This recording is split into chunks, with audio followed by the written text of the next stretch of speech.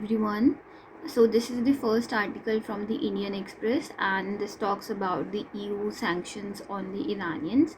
So basically what was going on, you all are quite aware about it, that the Strait of Hormuz is being blocked by Iran, right? The navy. And basically this is in the news because this is the first time that EU has sanctioned, the Iranian, basically the IRGC, and for blocking the Strait of Hormuz. So this basically threatens the freedom of maritime traffic. So maritime traffic क्या, that we all have, like all the nation have the freedom of navigation. अब इसका basis क्या है, legal कुछ तो legal basis होगा that क्यों ऐसा हुआ कि इन्होंने सैंक्शंस लगाया. तो यूरोपियन यूनियन का भी know that they have there parliament, and उसमें क्या है, दो एक्ट्स है, that is treaty of European union, and उसके ना एक आर्टिकल है that is article 29 and article 2015 of the treaty of functioning of EU. So these are the two treaties. I'm sorry, these are not a proper act, but these are basically framed by the European Union's parliaments and the council. So basically under this they have imposed this sanction on the Iranian navy. Not just that, the European Union said that it has added the Hormozgan provincial command of the IRGC navy to its sanction list, as well as Mohammad Akbar Zadeh and Hamid Husseini. So these are the two names that we'll remember. And let's talk about basically European Union, because it's important not to know the news but about the European Union. So European Union has 27 members country, but before Brexit it had 28 members. Brexit is when the Britain exits from the European Union. So this term is Brexit. So many members use the European Union euro currency, basically 20 member out of 27. So that's why I've written it, because most of the people think that all the European Union country, which is 27, all use euro, but this is not true, not all. So if a statement comes like this, all the European Union country use euro as their currency, so no, okay, that's a false statement, but many use 20 out of 27. Now the history of emergence is very important. We all know about World War II, and ये भी notice किया गया इन countries के द्वारा कि आपस में ये सब कंट्रीज़ जो है वो लड़ रही थी, बिकॉज ऑफ विच ना पीस हो पा रहा था, ना डेवलपमेंट हो पा रहा था, सिक्योरिटी जा चुकी थी. You know that world war two played an very important and crucial role in the independence of India, right. So world war two के बाद European union had decided, and क्या होता है कि ट्रीटी ऑफ पेरिस होती है. Now we will not remember and we will not याद नहीं करेंगे year 1951. Just compare it with the implementation of the constitution कि 1951 में 1950 में हमारा कॉन्स्टिट्यूशन इम्प्लीमेंट हुआ था. उसके एक साल बाद ही ट्रीटी ऑफ पेरिस होती है. तो ट्रीटी ऑफ पेरिस में क्या था, जितने भी स्टील या फिर कोल की जो कंपनीज थी वो क्या कर रही थी, पहले कॉम्पिटिशन में रहती थी, है ना. तो जिसकी वजह से क्या हो रहा था कि कंपनीज की वजह से ज़्यादा ये वॉर टाइप सिचुएशन हो रही थी. तो European coal and steel community बनी, कम्युनिटी वर्ड, ठीक है, European coal and steel community. तो पहले कम्युनिटी आई ना, दोबारा प्रेशर मत देना भाई याद करने के लिए, सिंपल सा नाम है. That coal was very important, it is an important source of energy. Steel is a very important the material that we use in various industries, अलग अलग कंस्ट्रक्शन के लिए. तो European coal and steel community बनती है to place the की industry under a joint control, right, ताकि एक ही जॉइंट कंट्रोल रहे. कुछ ऐसा ना हो कि रेगुलेशन के अंदर डिफरेंस की वजह से कुछ एग्रेशन आ जाए. फिर होती है ट्रीटी ऑफ रोम. ये बहुत इंपॉर्टेंट है. You should remember that European union basically the main aim was to earn money, and European economic community यहाँ पे एग्जिस्टेंस में आई, जिसके अंदर एक कॉमन मार्केट बनाया गया, न्यूक्लियर कॉपरेशन. ये दो इंपॉर्टेंट पॉइंट्स हैं. क्या क्या है, common market and nuclear cooperation. And बाद में इन दोनों का मर्जर हो जाता है. तो European economic community, treaty of Rome, treaty of Paris में European coal and steel community बाद में मर्ज हो गई. एंड अगर कोई पूछे, अगर स्टेटमेंट आए कि common market of the Europe was form under the treaty of Paris, statement is wrong, right? So that's why these key points or this basic details is very important. Now 1985 में भी can see that there was Schengen agreement जिसके अंदर passport free travel होता है. तो ये Schengen visa कहते हैं इसको. मतलब if you have that you can travel without caring about the BSF type forces in the European Union that they will check when you will enter from one country to the another. No, they will not do so. So and after that there was Maastricht Treaty which provided the European Union citizenship. Now this is important. Can you see this map? Okay, try to find Croatia in this map. I'm giving you this task. ठीक है, एक बार map पे देखो. तुम देख पा रहे हो जैसे कि इटली के पास है ना, स्लोवेनिया, हंगरी के पास दिख रहा है, मिल रहा है. यस, मिल गया होगा अब तक. तो ये जो क्रोएशिया है, इन्होंने क्या किया था 2013 में कंट्री ने ज्वाइन किया था यूरोपियन यूनियन को. ठीक है. And if you can see this map that member कौन कौन से, Ireland. Okay, this is the country next to it is Britain, है ना. तो there is Brexit. Then you can see that this is not member. Can you tell me the name of this country in the comment box? Sweden, Finland, Estonia, Latvia, Lithuania, Poland. Now see here, Belarus is not part, Ukraine, Moldova is not part. And इनकी border किससे touch हो रही है, black सी से, right. तो Ukraine and Moldova जो है, Moldova की नहीं टच हो रही है, यूक्रेन की हो रही है. Okay, check this properly. And Turkey नहीं है member, right. This is Switzerland जो मेंबर नहीं है. तो ऐसे करके है ना, मैप के थ्रू है ना, वी कैन रिमेंबर कि कौन मेंबर नहीं है. बेलारूस नहीं है, यूक्रेन नहीं है. यूक्रेन तो ऑब्वियसली बनना चाहता था मेंबर. फिर रशिया की, जो रशिया और इसमें यूक्रेन के बीच में जो वॉर हुई, one of the major reason was this. तो 2013 में क्रोएशिया ने ज्वाइन किया था. Again see this on map. Map देखने पे ना अच्छे से याद रहते हैं. तो नेक्स्ट इज़ बेसिकली यहाँ पे कंट्रीज़ के नाम है. यूके मेंबर नहीं है, लाइक नॉर्वे मेंबर नहीं है, आयरलैंड आपको क्वेश्चन का आंसर मिल गया होगा, स्विट्ज़रलैंड नहीं है, बेलारूस नहीं है, यूक्रेन, मालडोवा नहीं है, more countries are not member, you can see here. Okay, but main important countries के थोड़े हमें नाम याद रखने पड़ेंगे. Next move toward this European union का. अगेन ये मैप है छोटा सा. तो अब हम इनकी ना थोड़ी फंक्शनिंग समझते हैं, क्योंकि फंक्शनिंग एक बार में समझ आ जाए तो बहुत बढ़िया. बार बार है ना अलग अलग वीडियोस देखने से अच्छा बहुत लंबी लंबी घंटों की ना एक बार है ना इसी वीडियो को ध्यान से देख लो. और ऑर्गेनाइजेशन के नाम थोड़ा सा याद रख लेना, ठीक है. कि जो यूरोपियन यूनियन है वो क्या है, it's a group of 27 countries. You know that this is the basic information कि जो 9 यूरोपियन EU जो मेंबर है, ठीक है, जो ये यहाँ पे लिखा हुआ है ना, इन्होंने बाद में ज्वाइन किया था. पहले 19 of these country use euro as their official countries and 9 EU members, ठीक है, डू नॉट यूज़ यूरो. तो मैंने यहाँ पे नाम दे दिए कि कौन कौन सी कंट्रीज जो है वो यूरो यूज़ नहीं करती है. Let's read the name. Bulgaria, Croatia, psychic, Denmark, Hungary, Poland, Romania, Sweden, United kingdom. तो यूके भी उसकी करेंसी यूज़ नहीं करता है, ठीक है, यूरो. तो क्रोएशिया लास्ट में ज्वाइन किया था, वो भी यूज़ नहीं करता है, ठीक है. डेनमार्क, हंगरी, पोलैंड यूज़ नहीं करते हैं. Romania, Sweden, again read it. Bulgaria, Croatia, psychic, Denmark, Hungary, Poland, Romania, Sweden and this UK, right. Sweden को तो थोड़ा इम्पॉर्टेंट याद रखना, देखो ऊपर ही है.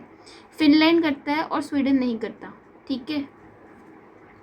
तो 3 कंट्री में से ये ऊपर वाली जो अपनी है ना स्कैंडिनेवियन कंट्रीज़, इनमें इम्पॉर्टेंट होता है थोड़ा इनके बारे में. सो EU grew out of a desire to form a single European Union entity and the centuries of war among the European countries that culminated with the World War II and decimated much of the continent. The European integration was seen as a cure to the extensive nationalism which had devastated the continent. तो ये हमने देखा था starting में कि क्यों existence में आया है, क्योंकि जो एक्सेसिव नेशनलिज्म की वजह से वॉर हो रही थी इन कंट्रीज़ के बीच में, because of which they were not able to develop. So they came up with single European union. आगे बढ़ते हैं. How European union was formed. So ये चीज़ हम अभी ऑलरेडी हम देख चुके हैं, है ना। तो let's try to recall European coal and steel community. अभी हमने पढ़ा था इसके बारे में ऊपर, ठीक है। मैंने बताया था कि इनके बीच में कंपटीशन ना हो। 1952 यहाँ पे लिख रखा है, बट 1951 में ट्रीटी ऑफ पेरिस हुई थी, उसके 1951 में हुई थी, और 1952 में यूरोपियन कोल एंड स्टील आया था। ओके, 6 कंट्रीज ने इसको बेसिकली स्टार्ट किया था। तो आजकल क्या है कि यूपीएससी डिटेल में पूछ रही है, तो एक बार डिटेल में जाके देखेंगे। तो 6 कंट्रीज़ कौन कौन सी है जो इसको लेके आई थी? Belgium, France, Germany, Italy, Luxembourg, Netherland. अब क्या करेंगे, they will give you Poland in the option इसके बीच में, तो try to remember it. Okay, Belgium, France, Germany, Italy, Luxembourg, Netherland. Now European court of justice जो है वो कब आया? 1952 में ट्रीटी ऑफ पेरिस के अंडर ही एस्टैब्लिश हुआ था। Another fact, European court of justice. Okay, treaty of Paris 1951, 1952 में इम्प्लीमेंट हुई थी, तभी तो European coal and steel community बनी। And European court of justice कब इस्टैब्लिश हुआ? 1952 में ट्रीटी ऑफ पेरिस के अंडर। फिर उसके बाद है यूरोपियन एटॉमिक एनर्जी कम्युनिटी। देखो बहुत बार न्यूज़ में थी पिछले साल। तो it's an international organisation. Euratom treaty 1957 के अंडर ही इस्टेब्लिश हुई थी, यूरोपियन एटॉमिक एनर्जी कम्युनिटी। और अभी हमने पढ़ी थी ना वो ट्रीटी ऑफ रोम, जिसके अंदर हमने पढ़ा था यूरोपियन इकोनॉमिक कम्युनिटी। देखो वो आ गया है, here you can see this. तो एक तो यूरो एटम ट्रीटी 1957 में आई थी। यूरोपियन ये जो ट्रीटी है, रोम ट्रीटी के अंदर European economic community, this was established in 1957। It has same member as European union, right, and its govern by the European commission. बाद में मर्जर ट्रीटी होती है 1965 में ब्रुसेल्स में, ठीक है। अगेन सीधा मैप, जितनी बार मैप को देखोगी उतनी बार यू विल रिमेंबर इट, ठीक है। एक बार देखो। तो अभी हमने क्या पढ़ा? हमने 6 कंट्रीज़ के नाम पढ़े, राइट। तो what are the name? One is Belgium, right. Second is France. 6 countries के नाम क्या क्या थे? देखो यहाँ पे है Belgium, France, Germany, Italy, Luxembourg, Netherland. Belgium, France, Germany, Luxembourg, Netherland. और एक और कौन है? कौन सी मिस कर दी? Belgium, France, Germany, Italy. Italy रह गया ना, Italy, right. So these are the 6 country जिन्होंने क्या किया था, यूरोपियन कोल एंड स्टील का कम्युनिटी को बनाया था पहली बार एक साथ आके, राइट। तो मेन हमें पहले इन 6 का याद रखना है कि these were the initial 6 countries. And two मतलब European code of justice 1952, Euratom treaty European atomic energy community ने बनाई थी 1957 में। देखो इसका पर्पस क्या था? ओरिजिनल पर्पस इसका ये था कि एक स्पेशलाइज्ड मार्केट हो न्यूक्लियर पावर का यूरोप में उस टाइम पे, मतलब न्यूक्लियर एनर्जी डेवलप करने के लिए और मेंबर स्टेट्स को मतलब डिस्ट्रीब्यूट करने के लिए कॉमन मार्केट इन्होंने सोचा कि न्यूक्लियर एनर्जी के लिए बनाते हैं, न्यूक्लियर पावर के लिए, राइट। जिसके अंदर हम क्या करेंगे, सरप्लस को नॉन मेंबर स्टेट्स को बेच देंगे। तो it has the same member as the European union and govern by the European commission. And उसके बाद हम देखेंगे European economic community treaty of Rome के अंदर बनी थी। इसका एम क्या था? इंटीग्रेशन लाने, कॉमन मार्केट बनाना। ऑलरेडी पढ़ चुके हैं। नाउ ये कुछ कमीशंस है एंड काउंसिल है यूरोपियन यूनियन की जो रिस्पॉन्सिबिलिटी जिन्होंने ली अलग अलग। The EC initially expanded in European जो कमीशन है वो एक्सपैंड होता है 1973 में। डेनमार्क, आयरलैंड, UK इसका मेंबर बनते हैं। नाउ ब्रेग्जिट बाद में हुई है, बट इट इज़ इम्पॉर्टेंट कि UK ने ज्वाइन पहले, इनिशियल मेंबर था। कब ज्वाइन किया? पहले किया बाद में किया? तो UK ने इसको कब ज्वाइन किया? 1973 में। कोई बता सकता है कि उस टाइम इंडिया में क्या चल रहा था 1973 के टाइम पे? ना शेंजन एग्रीमेंट की अगर हम बात करें 1985 में आया भाई ये। पता है 1986 में ना हमारी NEP आई थी, न्यू एजुकेशन। देखो पहली तो हमारी न्यू एजुकेशन पॉलिसी आई थी 1968 में, फिर उसके बाद 1986 में, राइट। अभी रिसेंटली जो 2020 में आई है वो थर्ड अपनी न्यू एजुकेशन पॉलिसी है।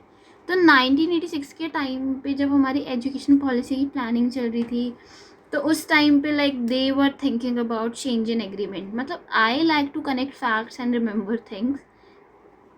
तो this pave the way for the creation of open border without passport. इससे क्या हुआ, एक ओपन बॉर्डर बना, पासपोर्ट के बिना आप ट्रेवल कर सकते हो. फिर आता है सिंगल यूरोपियन एक्ट 1986. देखो उसी साल जिस टाइम हमारी एजुकेशन पॉलिसी आई थी, E for education policy in India and European single European act आता है. Now this enacted the European community that committed its member country to a timetable for the economic merger. Okay. तो इसने क्या किया, enacted, ये European community ने इसे enact किया सिंगल यूरोपियन एक्ट को, जो कमिटेड इट्स मेंबर कंट्री, जिसने कमिट किया इसके मेंबर कंट्री को to a time table for the economic merger, कि आप ये बताओ आप हमारे साथ इकोनॉमिकली आप कब जुड़ोगे, and establish a single European currency, और हम एक सिंगल यूरोपियन करेंसी बनाएंगे. लेकिन क्या सारी यूरोपियन यूनियन की जितनी भी कंट्रीज़ है, क्या उनकी सिंगल करेंसी है? The answer is you all know right. 20 member out of 27 use euro as their currency. So और हमने पढ़ा था लास्ट में क्रोएशिया ने ज्वाइन किया था, that doesn't use euro as its currency, right. Now the Manchester treaty 1992, इसके बारे में थोड़ा देख लो. एक बार हम पढ़ चुके हैं अभी, लाइक 1992 में आई थी, और ये ट्रीटी बहुत इंपॉर्टेंट है, अभी ऊपर हमने पढ़ी थी. Try to recall things. क्या पढ़ा था इसके अंदर हमने अभी? इसके अंदर हमने पढ़ा था कि, देख लो नोट से ज़्यादा से याद रहता है, EU की सिटीजनशिप के बारे में. तो now they are going to talk about citizenship इसके अंदर. सो 7 फरवरी 1992 को ये ट्रीटी जो है, मैस्ट्रिक्ट ट्रीटी 1992, ये स्टार्ट हो, ये मतलब साइन होती है. Sorry for my wrong pronunciation. And European जो इसकी जो कम्युनिटी थी, मेंबर्स के जो मतलब मेंबर स्टेट्स थे, उन्होंने क्या किया, they receive a great push with the end of cold war. तो 1992 में कोल्ड वॉर के ख़त्म होने के बाद ये ट्रीटी आई थी. इंडिया में कब आए उस टाइम पे, you know that we got loan, you know, और मॉनेटरी हेल्प फ्रॉम IMF. तो 1992 ईयर्स उसके साथ कंपेयर करेंगे when there was LPG reform in India, right. तो उससे थोड़ा कनेक्ट करके याद रखना है कि कोल्ड वॉर एंड हो गई, एंड उसके बाद कंट्रीज़ ने क्या सोचा कि now we will move ahead. European community ने क्या किया, यूरोपियन यूनियन बन गया अब वो. तो यूरोपियन कम्युनिटी यूरोपियन यूनियन बन गई. मेजर रिफॉर्म होने वाले हैं वहाँ पे भी, जैसे इंडिया में हुए थे. यूरोपियन सिटीजनशिप वॉज क्रिएटेड, और सिटीजन्स को क्या किया, अलाउ कि आप कहीं पे भी रह सकते हो, किसी भी मेंबर स्टेट में रह सकते हो, ऐसा कोई बाउंड्री इशू नहीं है. मतलब बहुत बार है ना, जब मैं मतलब सीरीज़ वगैरह देखती थी, तो I use to get confuse कि how they are moving so frequently between the nations. But later on I understand that they have the European citizenship and they can move and reside anywhere. उनको एक common citizenship मिल गई, and basically उनको ये citizenship उनकी माँ ने दी है. तो this is a trick to remember, right? If you see this word माँ, okay, this word you can ignore. तो इस ट्रिकी का नाम याद करने की एक ट्रिक है. Now, a common foreign and security policy was established. Closer cooperation police and judiciary के बीच में शुरू होती है, and इससे क्या होता है, रास्ता मिलता है. It paved the way for the creation of single European currency, euro.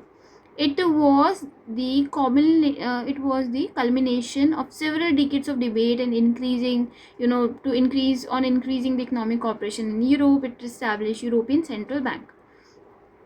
तो जब इस ट्रीटी के बाद देखो कितनी सारी चीज़ें हुई है. First there was end of cold war, है ना, उसकी वजह से ट्रीटी हुई है. अब यूरोपियन कम्युनिटी यूरोपियन यूनियन बन गई. पहले यूरोपियन कम्युनिटी थी. यूरोपियन सिटीजनशिप जो थी वो आ गई है, and common foreign and security policy establish हो गई है. इससे क्या मिल गया, रास्ता मिल गया है कि यूरो को इंट्रोड्यूस करेंगे. हालांकि that is still debatable, but ठीक है. यूरोपियन सेंट्रल बैंक इस्टेब्लिश हुआ. पीपल जो थे, जो लोग थे, वो क्या करें, उनको ऑफिस चलाने को मिला. यूरोपियन पार्लियामेंट आता है, उसके इलेक्शंस होते हैं, लाइक ये सब चीज़ें होती है. एक मॉनेटरी यूनियन इस्टेब्लिश होती है 1999 में, फुल फोर्स में आती है 2002 में. इसके अंदर 19 यूरोपियन मेंबर स्टेट्स थे, ठीक है, जो यूरो करेंसी को यूज़ कर रहे थे. Now these are Australia, Belgium, Cyprus, Estonia, Finland, France, Germany, Greece, Ireland, Italy, Latvia, Lithuania, Luxembourg, Malta, Netherland, Portugal, Slovakia, Slovenia and Spain. Why I am reading this? Because एक बार सुन के ना याद रहता है थोड़ा बहुत. तो ट्रीटी ऑफ पेरिस एक्सपायर होगी 2002 में. ठीक है, इस साल भी थोड़ा सा ना न्यूज़ में तो थी वैसे. तो ट्रीटी ऑफ पेरिस कब एक्सपायर हुई? 2002 में एक्सपायर हो गई है. एंड सी एस जो जगह है वो सीज हो गया. हमने पढ़ा था ना, ये कम्युनिटी थी, यूरोपियन कम्युनिटी बनी थी ना. किस चीज़ की community? Coal and steel community, याद है? तो वो भी एक्सपायर हो गया. ठीक है, तो ट्रीटी ऑफ पेरिस एक्सपायर होगी, ये जो कम्युनिटी है सीज हो गई. और एक्टिविटीज़ जो थी वो फुल्ली यूरोपियन कम्युनिटी की एक्टिविटीज़ और fully absorb by the European community. Treaty of Lisbon आती है 2007 में. अब इसमें ये भी इंपॉर्टेंट ट्रीटी है, देखो this is also one of the important treaty. European community जो थी was seized and its activities were incorporated in EU. European community जो थी जिसके अंदर हमने पढ़ा था कि अलग अलग तरह की ऑर्गेनाइजेशन थी जो जुड़ी हुई थी, कम्युनिटी जुड़ी हुई थी. Right.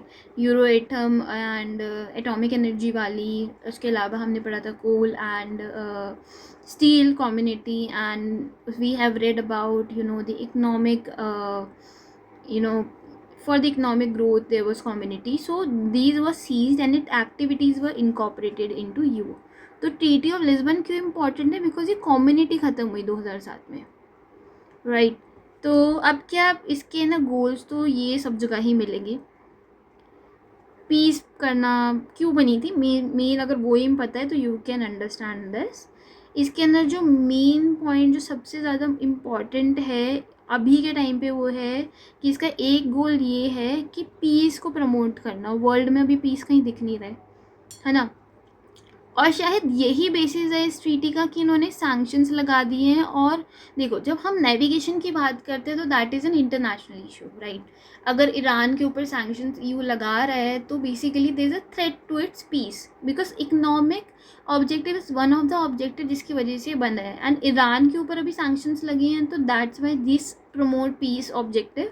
It's goal is very important. And एक ये इंपॉर्टेंट पॉइंट है कि एक हाईली कॉम्पिटिटिव मार्केट इकनॉमी बनाने के लिए एम करता है, जहाँ पे फुल एम्प्लॉयमेंट हो, सोशल प्रोग्रेस हो. कहीं ना कहीं ये वॉर की जो सिचुएशन चल रही है, जो हॉर्मुज का जो स्ट्रेट ब्लॉक हुआ है, ठीक है, तो उसकी वजह से देयर इज़ प्रॉब्लम है ना. मार्केट इकनॉमी बच कहाँ रही है? इंडिया में there is inflation, petrol price rise हो रहा है ना. जो ऑटोमेटिक इंफॉर्मेशन सिस्टम है वो ऑफ करके जो शिप है वो हॉर्मुज को क्रॉस कर रही है. तो this is a point. Now एक अब हम है ना इसकी थोड़ी है ना गवर्नेंस के ऊपर जाने वाले हैं. थोड़ी सी गहरी सांस. इन पॉइंट्स को लिख के स्टिकी नोट से दीवार पे लगा दो. Read that one and twice. Evening में एंड मॉर्निंग में याद हो जाएगा. Now let's talk about European Union governance structure. देखो this will consume you, this will take time. ठीक है, ये नोट्स मेरे नहीं है. I have taken this content from online which is available for the education purpose and I am using this for the education purpose. So you can also find this online notes बनाने के लिए. European governance structure के बारे में बात करते हैं. European council से स्टार्ट करते हैं. तो देखो यूरोपियन काउंसिल क्या है? जितने भी प्रायोरिटीज़ है यूरोपियन कंट्रीज़ जो एक साथ आई है, 27 countries, so they have their goal कि हमें ये चाहिए या हमें क्या चाहिए. तो they have their own political directions and priorities. Right. So उसी को मतलब रिप्रेजेंट करती है ये European Council. Head of the government in countries की 27 कंट्रीज़ में अलग अलग हेड होंगे ना. राइट. सो बेसिकली जब ये एक साथ आ जाती हैं, ठीक है, हेड्स एक साथ आ जाते हैं तो they can take a better decision about the European council, है ना. यूरोपियन यूनियन के बारे में डिसीजन ले सकते हैं. तो all the it comprise the head of the government of the member states. President of European council तो होंगे इसके मेंबर, और प्रेसिडेंट ऑफ यूरोपियन कमीशन भी इसके अंदर है. ठीक है. अब क्या है कि जितने भी foreign affairs and security policy है उसके ऊपर हाई रिप्रेजेंटेशन है इसके अंदर. It was established in 1975 and European Council was formalized as an institute in 2009. इसको फॉर्मलाइज देखो 2009 में किया गया. 2009 में there was some treaty, right? Lisbon की कोई ट्रीटी है, ऐसी कोई ट्रीटी याद आ रही है? अभी हमने पढ़ी थी, नहीं 2007 में आई थी, वो 2009 में नहीं। एक बार देखो, ट्रीटी ऑफ लिस्बन आई थी ये, एंड मेजर चेंज हुए थे। तो बेसिकली फॉर्मलाइज यूरोपियन काउंसिल का कब हुआ है? 2009 में। इनफॉर्मली ये काम करी थी 1975 में, मतलब हेड्स वगैरह बैठते थे, इनफॉर्मली दे वर डिस्कसिंग। बाद में इन्होंने 2009 में फाइनेंशियल क्राइसिस के आसपास 2010 में हुए थे, तो it was formed. European parliament जो है, it was the only parliamentary institute of the European union that is directly elected by EU citizen. तो यहाँ पे दे आर सेइंग दैट जो यूरोपियन पार्लियामेंट है वो ओनली पार्लियामेंट इंस्टीट्यूशन है European union का जहाँ पे डायरेक्टली इलेक्ट कर रहे हैं 18 अबव के लोग, है ना। मतलब इतनी सारी कंट्रीज कोलैबोरेट कर रही हैं एक साथ, मतलब मेंबर सेलेक्ट हो रहे हैं पार्लियामेंट में। बट एक हमें पॉइंट यहाँ पे क्या याद रखना है कि यूरोपियन पार्लियामेंट के पास इतनी पावर नहीं है जितनी इंडिविजुअल जो मेंबर स्टेट है इनके पार्लियामेंट के पास अकेले है। यहाँ पे लिखा है European parliament does not possess as much legislative power as it members country parliament do. Council of the European union की बात करें that is the part of essential bicameral EU legislature and मतलब ये पार्ट है bicameral EU legislature का। तो हमें क्या पता चलता है यहाँ पे कि दो मतलब बॉडीज़ है, राइट, बाइकैमरलिज्म है यहाँ पे। तो question can be this that European union has bicameral legislature. तो yes, it has, and it represent the executive government and of the EU members. So in the council executive members है। देखो executive का काम होता है implement करना policies को। तो council of European union bicameral EU legislature का पार्ट है, और एग्जीक्यूटिव गवर्नमेंट वो है, रिप्रेजेंट करता है एग्जीक्यूटिव को। Now in the council the government ministries from each EU country meet to discuss, amend and adopt laws and coordinate policies. Okay, in this council जितनी भी मिनिस्ट्रीज़ है ईच EU कंट्री की वो discuss करती है और implement करती है पॉलिसीज़ को। अब देखो जैसे हमारी कंट्री में ना अलग अलग मिनिस्टर्स है ना। एग्रीकल्चर का मिनिस्टर सपोज इन सभी 27 कंट्रीज़ के एक साथ आए, उन्होंने क्या किया, काउंसिल ऑफ यूरोपियन यूनियन के ने डिस्कस किया कि भाई ये लॉ बना है, we have to implement this, and then they will go to their respective states and they will implement. तो मिनिस्ट्रीज भी कोलैबोरेट कर रही है यहाँ पे। Can you see such a high form of collaboration. तो यूरोपियन कमीशन है, इसके बाद नेक्स्ट हमें थोड़ा ये इम्पॉर्टेंट है। Now it is an executive body. First thing, executive body है यूरोपियन यूनियन की, रिस्पॉन्सिबल है for proposing legislation. It implement decision, uphold EU treaties, managing the day to day business of the EU। तो day to day business को कौन देखता है? European commission देखता है। The Commission operates as a cabinet government with 27 members of the Commission. There is one member per member state. These members are proposed by member countries and European Parliament give final approval to them. Okay, अब ये देखो, the Commission is divided into department.